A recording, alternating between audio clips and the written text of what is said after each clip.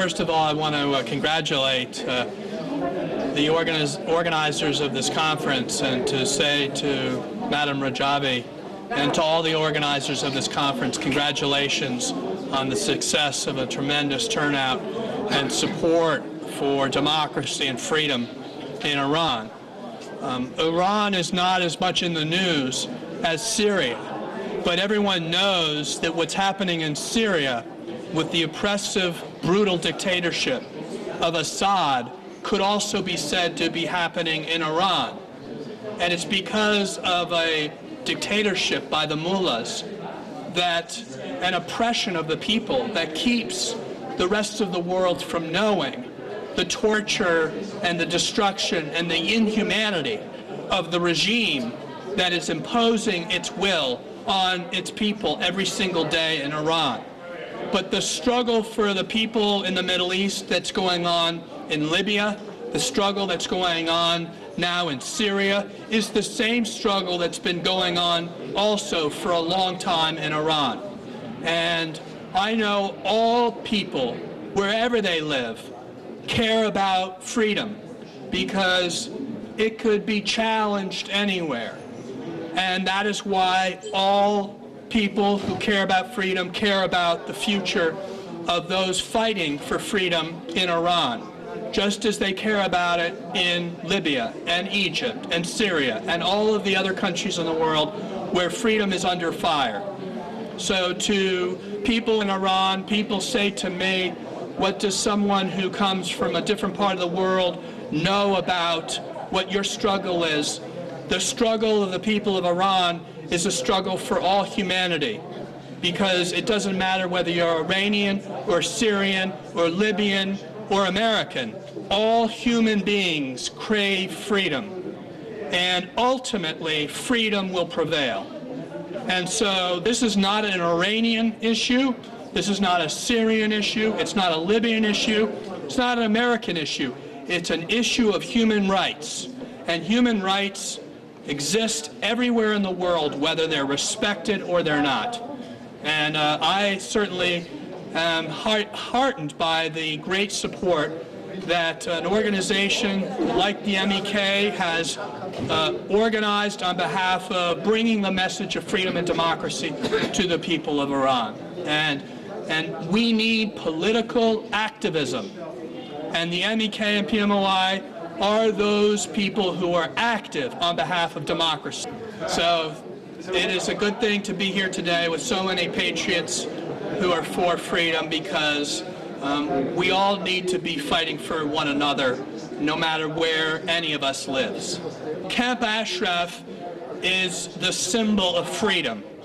The people of Camp Ashraf have lived the spirit of freedom, and that is what makes them such a threat to the Iranian mullahs and to the Iraqi, pawns of the Iranian mullahs. And the strength of the people of Ashraf is the strength of the people of Iran, because the people of Ashraf have been standing up for democracy and putting their lives on the line. And in doing so, they've been fighting for all Iranians, because the fight of Ashraf is the fight of Iran. And Ashraf is the challenge to the Iranian dictatorship. And because of Ashraf, the people of Iran will see freedom come sooner, because they have people who are fighting their fight by fighting for survival in Ashraf. But fighting for survival while maintaining great dignity, fighting for survival while maintaining great hope and inspiration. And in the face of such terror and oppression, the people of Camp Ashraf are a source of inspiration to everybody, because under that kind of harassment and terrorism, for the people to keep fighting for the spirit of freedom and humanity is something to be respected. And I want to thank and respect the people of Camp Ashraf for their spirit and their strength in spite of very difficult circumstances that they live under. We have to delist the MEK, and not when they're the ones who are being attacked. And it seems to me a very good example of the power of Ashraf and the weakness of Nouri al-Maliki, that they need to use physical violence the way they have. And in spite of that, the people of Ashraf continue to prevail with the spirit that they have. Salam, Camp Ashraf. It's great to be here in Paris, where we had an amazing meeting that you'll be, I'm sure, seeing on television, and incredible support for you. Over 90,000 people came out in solidarity of you, and in terms of parliamentarians of all of Europe and the United States, it was extraordinary. You should know that you have the support of over half the parliamentarians in Europe, Australia, Algeria, Jordan, Kuwait.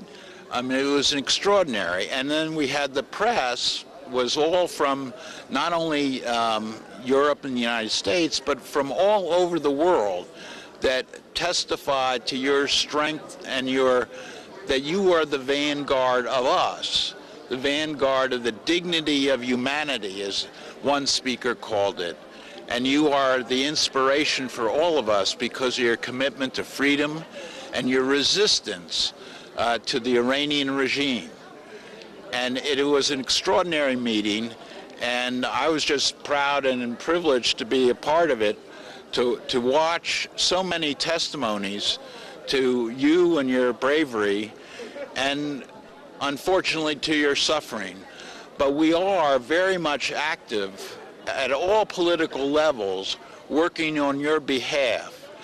And what you have done, your resistance has done, has brought Camp Ashraf globally to the attention of the world and to the political attention of people who don't even know you.